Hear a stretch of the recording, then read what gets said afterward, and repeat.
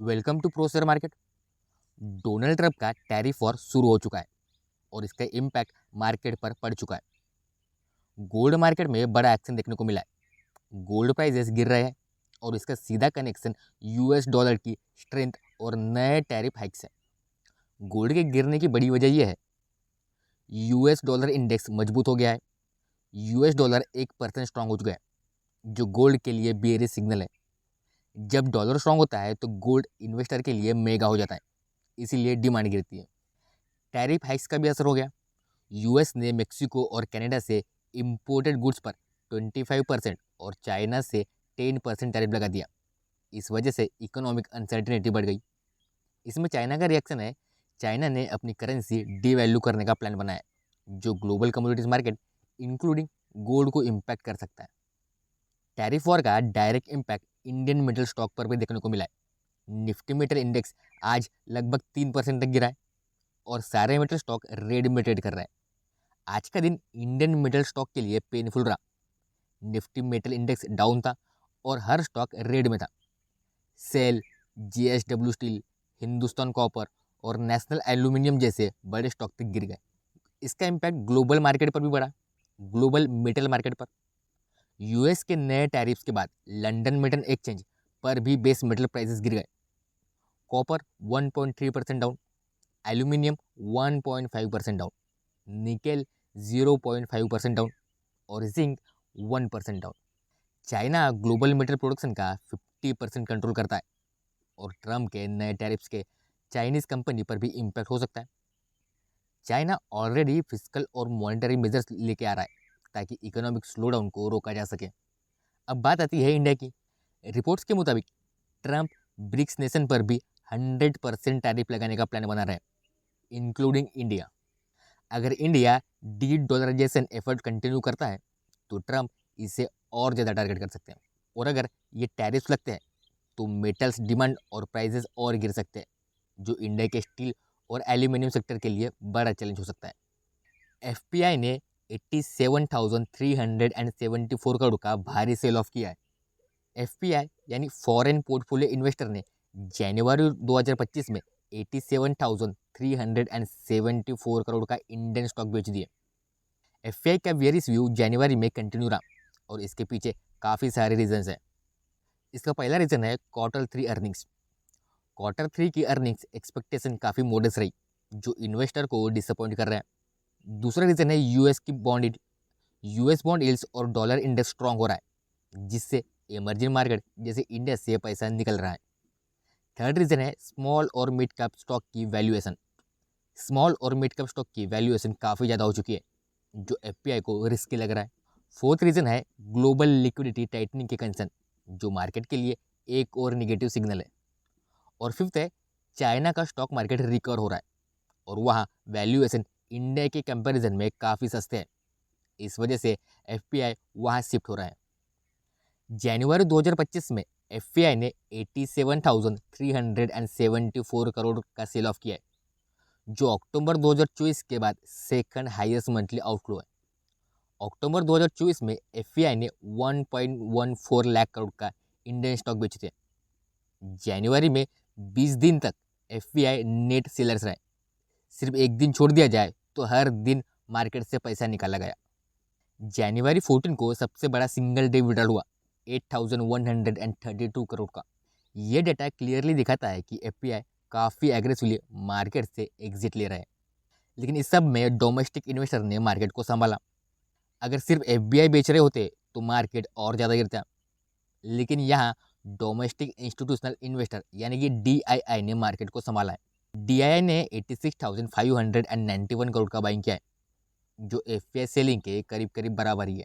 Paytm का नया international investment, Paytm cloud technologies, जो कि पेटीएम की एक होली ओन सब्सिडरी है, उसने $1 मिलियन इन्वेस्ट किया है एक US based company 7 technology LLC में। ये इन्वेस्टमेंट पेटीएम को ब्राज़ील के फिनटेक मार्केट में एक बड़ा फुट होल्ड दे सकता है। 7 टेक्नोलॉजी एलएलसी क्या है? ये डेलावेयर यूएसए में रजिस्टर्ड कंपनी है। इसका 100% सब्सिडरी है डाइनी कॉरस्पोंडेंट। डाइनी एक ब्राज़ील बेस्ड फिनटेक स्टार्टअप है जो डिजिटल फाइनेंशियल सर्विस प्रोवाइड करता है, खासकर MSME के लिए। ब्राज़ील के एक छोटे और मीडियम साइज बिजनेस के लिए एम्बेडेड फाइनेंस सॉल्यूशन ऑफर करता है। पेटीएम के हिसाब से ये इन्वेस्टमेंट उनको ब्राज़ील के MSME फिनटेक मार्केट को समझने का एक मौका देगा। ये पेटीएम का फ्यूचर प्लान भी हो सकता है। ये इन्वेस्टमेंट पेटीएम के ग्लोबल एक्सपेंशन प्लान का एक बड़ा हिस्सा हो सकता है। ब्राज़ील एक बूमिंग फिनटेक मार्केट है और ये एक्विजिशन पेटीएम के लिए नए बिजनेस अपॉर्चुनिटी क्रिएट कर सकता है। इंडियन फिनटेक कंपनीज अब ग्लोबल एक्सपेंशन पर फोकस कर रही है और पेटीएम भी उसी डायरेक्शन में बढ़ रहा है। Housing and urban development corporation यानी हुडको के शेयर में 11% की गिरावट। 2025 के बजट का इम्पैक्ट। यूनियन बजट 2025-26 में प्रधानमंत्री आवास योजना अर्बन के लिए 19,794 करोड़ अलॉट किए गए। ये अमाउंट बजट पिछले बजट में 30,171 करोड़ का था। उसके कंपैरिजन में ये 34.4% कम है। 10,377 करोड़ का बजट का डायरेक्टली हाउसिंग सेक्टर और इंफ्रास्ट्रक्चर फंडिंग को इम्पैक्ट करेगा। हुडको का काम हाउसिंग और अर्बन डेवलपमेंट फाइनेंसिंग से जुड़ा है। प्रधानमंत्री आवास योजना बजट का कट, इसका डायरेक्ट इम्पैक्ट उनके प्रोजेक्ट फंडिंग और ग्रोथ पर असर डाल सकता है। इस वजह से मार्केट में पैनिक सेलिंग देखी गई और हुडको के शेयर 11% से ज़्यादा गिर गए। बजाज ऑटो की धमाकेदार परफॉर्मेंस, 7% ग्रोथ और एक्सपोर्ट में भी ज़बरदस्त उछाल। बजाज ऑटो की जनवरी sales report, total sales growth 7% का ज़बरदस्त जंप। डोमेस्टिक सेल्स थोड़ा डिप हुए। एक्सपोर्ट मार्केट में रिकॉर्ड ब्रेकिंग नंबर्स हासिल हुए। 2024 अप्रैल से 2025 जनवरी तक का परफॉर्मेंस देखें तो 10 महीने में मजबूत ग्रोथ रही। सिर्फ एक महीने की बात नहीं, अप्रैल 2024 से जनवरी 2025 तक परफॉर्मेंस भी काफ़ी स्ट्रॉन्ग रहा। टोटल सेल्स 8% की ग्रोथ हुई। टू व्हीलर्स में डोमेस्टिक सेल्स 4% की ग्रोथ हुई और एक्सपोर्ट में 14% की ग्रोथ हुई। कमर्शियल व्हीकल में डोमेस्टिक 4% अप था और एक्सपोर्ट में 22% की ग्रोथ हुई। इंडिया ने अपना AI मिशन लॉन्च कर दिया है। 2000 करोड़ का बजट, अब इंडिया के पास होगा अपना AI मॉडल। AI का ज़माना आ गया है और इंडिया इसको सिर्फ कंज्यूम नहीं करेगा बल्कि खुद का AI रिवॉल्यूशन लीड करेगा। इंडिया AI मिशन के लिए सरकार ने 2000 करोड़ अलॉट किए हैं। इंडिया अपना AI मॉडल डेवलप करने की तैयारी कर रहा है और 10,000 GPU का इंफ्रा सेटअप होने वाला है। मतलब इंडिया भी अब AI की रेस में चाइना और अमेरिका के सामने खड़ा होने वाला है। क्या है इंडिया का AI mission? India AI mission का अनाउंसमेंट मार्च 2024 में ही किया गया था, जिसका टोटल आउटले 10,000 करोड़ का है। ये मिशन का मेन गोल है कि इंडिया को AI डेवलपमेंट में ग्लोबल लीडर बनाना और AI की सुविधा हर किसी तक पहुंचाना। लेकिन इनिशियली 2024 के बजट में सिर्फ 500 करोड़ अलॉट किए गए थे और बाद में ये रिवाइज होकर सिर्फ 170 करोड़ रह गए। लेकिन अब सरकार ने एक बड़ा जंप लिया है और 2025 के बजट में 2000 करोड़ अलॉकेट किया है।